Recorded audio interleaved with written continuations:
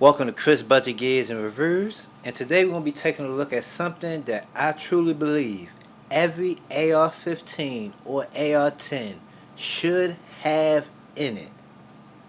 What we're talking about is a Springco spring. Today we're going to be taking a look at, let me cut that light off, we're going to be taking a look at the orange 308 carbine DPMS pattern extra power buffer spring, which is cryogenic process, and we're going to be taking a look at the M4/CAR15 enhanced power buffer spring. Both of these are also cryogenic process. So I was looking on YouTube and I seen a couple of videos talking about the Springco springs. So I went ahead and I rolled the dice about a month ago, and I actually went ahead and I got me two of the hot white, which is that intermediate buffer spring.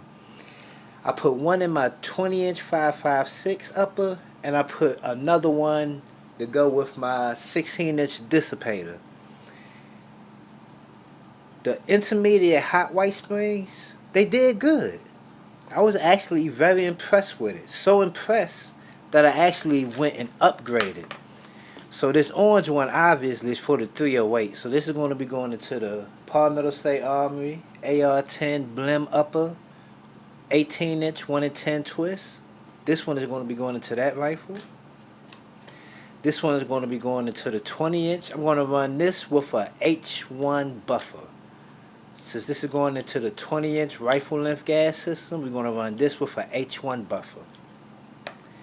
This one is going to be going into the dissipator, and this one will either run an H2 or an H3 buffer, because that dissipator is super duper over gas, and it's mid length too, so it's super duper over gas. So we're either going to run an H2 or H3 buffer in here, and we're going to take a look at them. But they also include this too, and I forgot to mention this in my last video. They actually include the small little machine gunner's lube, and this is actually small enough where you can fit it into that little battery compartment on the Magpul STR. As a matter of fact, I'll show you that now. I got my 308 right here. I just came from the range with it, but you can actually fit that right inside of here.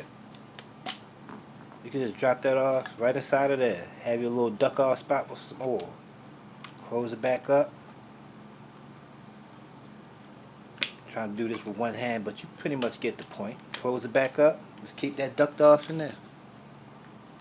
But let's go ahead and take a look at them now. And I like them.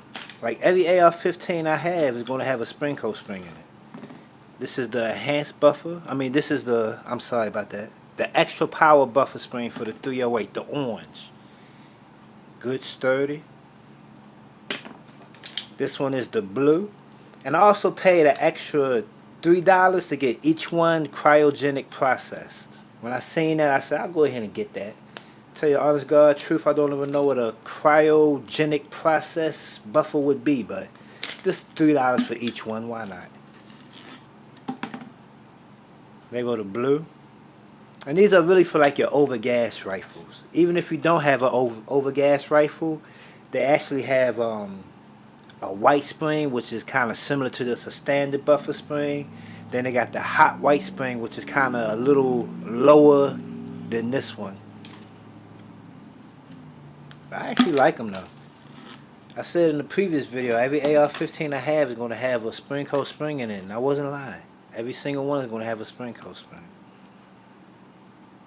You know, if you don't want to put an adjustable gas block on your AR-15, get you a Springco spring and the appropriate buffer, you're good to go. So that's it, the Springco spring. Something that I feel is almost mandatory to have inside of your AR-15. Go to their website, look at some of the benefits that you achieve by putting a Springco spring in your rifle, and you'll see why I say that. Y'all be blessed, be safe, I'm out.